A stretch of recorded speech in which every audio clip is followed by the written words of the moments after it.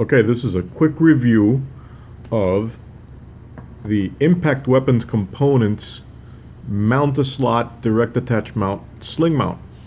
Now, I found this on Amazon. It was about maybe $18 or so, and the reason why I wanted it is because I have the Troy rail, which is what it's custom designed for, although it will fit generic applications as well. But you can see right there, fits Troy Extreme Battle Rail by Troy Industries, etc. TRX Extreme. Has little instructions built in there to the card. Anyway, this is the Troy rail. You see it's got these little squid sucker type openings in the rail, which normally fit this kind of rail segment. Now this is kind of heavy. It's not, I don't think it's aluminum. I think that's steel, and so is this. And it's heavy duty. It'll last forever, but it is kind of heavy. So there's a few ounces there that I don't really need.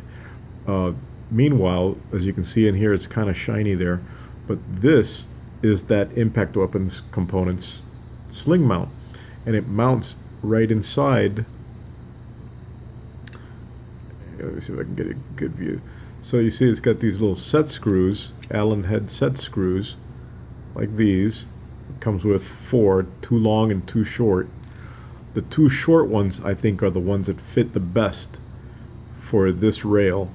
I have another one mounted on the AR-15 that I have, which has a bull barrel, and with the long set screws, I could not remount the hand guard onto the gun. It just would not go. I had to take the whole thing apart and replace the set screws with the short ones. So this time around, I did put the short ones in right away.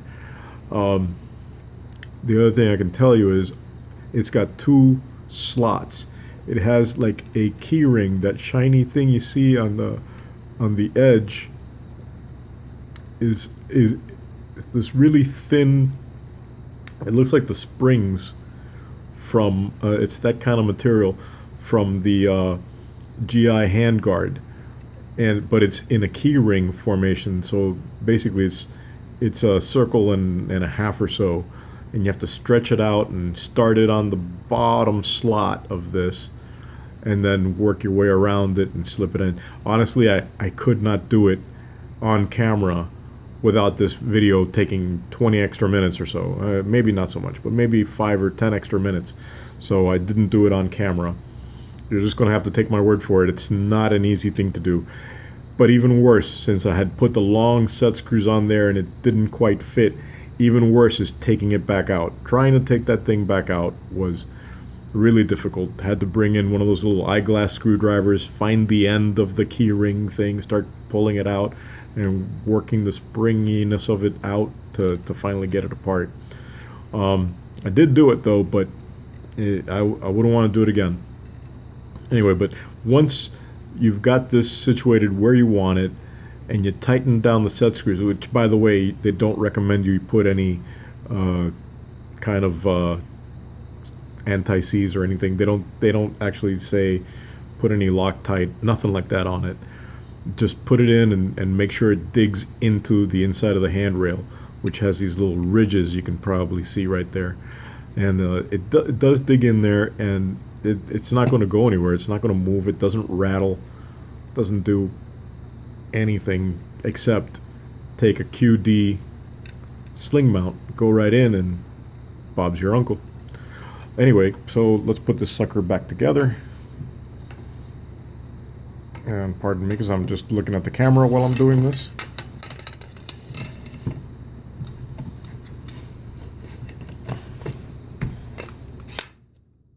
And there we go. That's about right. So this is actually a 308 rifle, 7.62 type, and it happened to have the same type rail as my AR, so I got it for both of them. And yeah, it's not a huge weight savings, and it's not at the very end of the handguard at the front whole end of the gun, but I still think it's going to be a just barely noticeable difference compared to the one that came with the Troy. If the Troy one was a little bit shorter, if it was just 2 of these long and had a QD mount like that, QD cup like that, I probably wouldn't have even bothered. But you know, this thing really just was kind of obnoxious.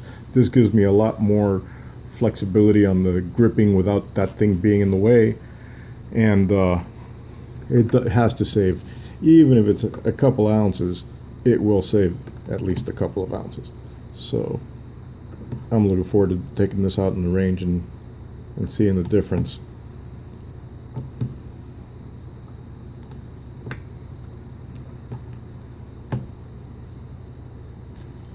I should do it. And that's it. It was about $18 or so, I believe, at Amazon. I don't remember if I got free shipping or not, but I probably did. Impact weapon components. I wish I had a website here to direct you to. Oh, there it is. See if we can see that.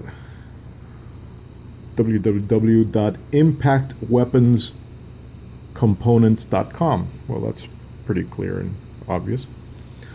All right, hope you enjoyed the little video. If you liked it, please press like. Thank you very much, and stay safe.